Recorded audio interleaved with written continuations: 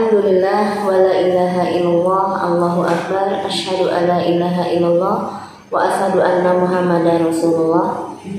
Astaghfirullahaladzim la ilaha illa huwal hayyul qayyum wa atubu ilaih. Alhamdulillah segala puji hanya milik Allah yang menggenggam kehidupan kita sekaligus menggenggam kematian kita, yang darinya kita berasal dan kelak kita pun akan kembali kepadanya. Tak lupa kita haturkan salawat dan salam pada junjungan kita Nabi besar Muhammad SAW beserta keluarga, sahabat dan para pengikutnya yang setia hingga yang akhir. Para bunda yang dirahmati oleh Allah, alhamdulillah ya, kita sudah bisa mengadakan kajian offline. Mungkin para bunda sudah mabuk juga online terus ya.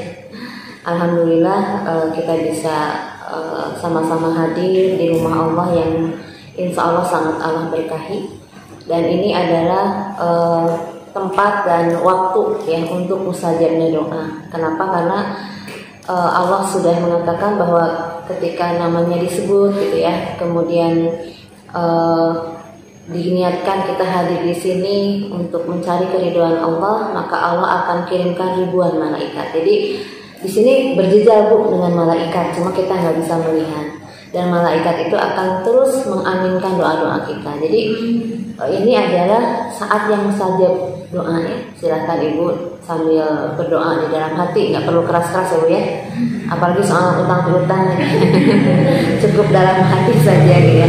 Insya Allah diaminkan oleh malaikat, Masya Allah Ibu ya. Jadi majelis ilmu itu salah satu warisan Rasulullah. Warisan Rasulullah yang banyak tidak dirindukan gitu ya. Berat, memang berat untuk menghadiri majelis ilmu itu berat ya, banyak alasannya. Beda kalau ada diskon misalkan di mall, wah kita pasti ya semangat 45 gitu ya. Jangankan di mall, di gor aja kita berburu gitu kan. Nah, kalau ke majelis ilmu itu memang berat karena memang pahalanya luar biasa. Keberkahan yang lainnya adalah diberikan rahmat Bu, Masya Allah ya. Rahmat itu kan mahal ya. Rahmat itu mahal. Rahmat itu bisa bentuk pertolongan Allah, diberikan ketenangan, Masya Allah itu mahal gitu. Itu nggak ada obatnya, nggak ada treatmentnya. Itu hanya diberikan Allah secara cuma-cuma. Nah, orang yang diberikan rahmat adalah yang rajin menghadiri majelis ilmu. Jadi kita niatkan kita keberadaan di sini memang semata-mata untuk mendapatkan keridhaan dari Allah Subhanahu wa Ta'ala.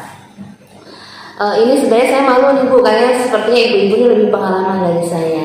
Saya masih unyu nih, masih belum banyak pengalaman lah dalam mendidik anak. Ibu-ibu tentunya lebih banyak pengalamannya, lebih banyak ilmunya. Jadi nanti kita sharing saja ya Bu ya. Jadi kita saling melengkapi, saling menasehati. Ibu-ibu sekalian, mungkin tergelitik ya menjadi ibu yang dirindukan.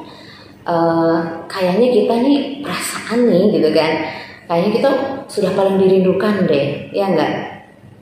Sama anak-anak kita yang merindukan siapa lagi kalau bukan emaknya gitu kan. Nah tapi ternyata ya Bu ya, tidak semua anak merindukan ibunya ya. Bahkan karena kebetulan kami ini ada rumah konseling gitu ya. Tapi tidak berbayar Bu, karena saya memang bukan kapasitas saya untuk menterapi ya, cuma mendengarkan curhat saja lah, istilahnya sharing saja ya.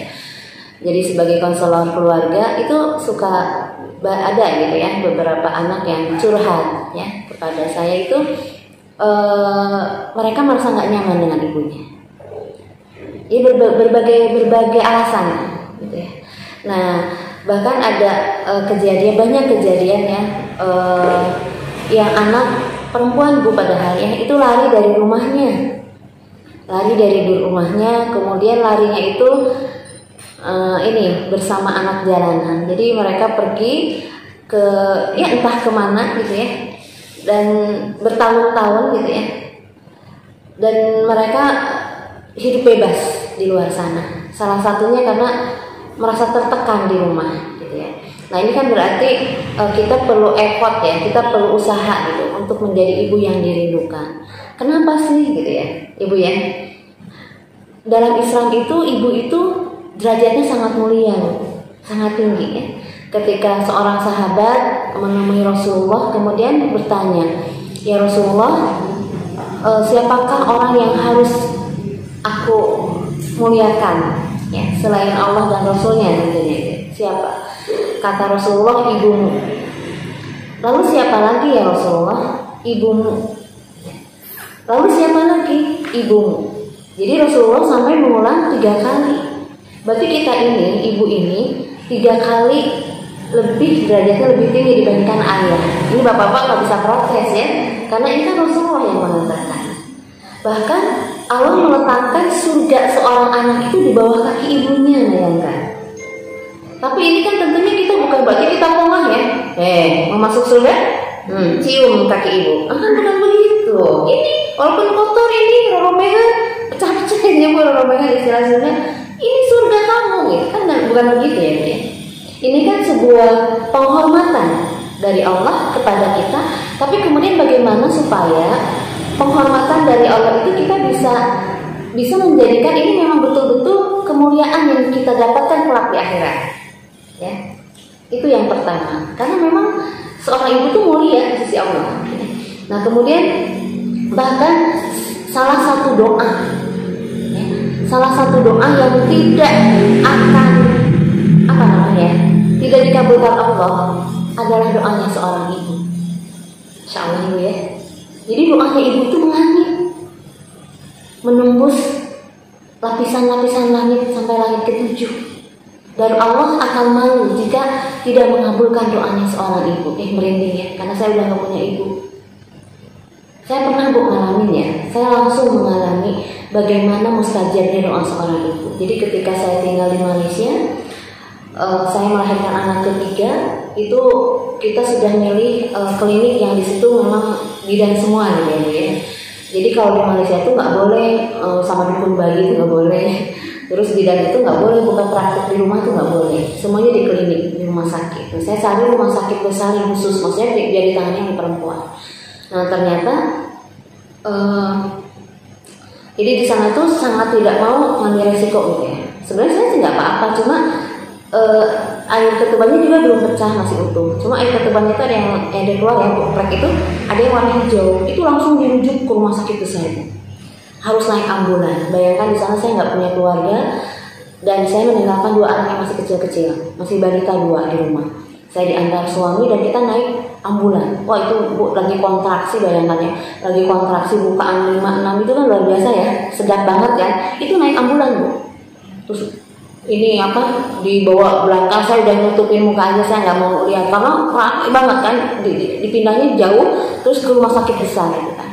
Nah di situ saya divonis saya harus sesar.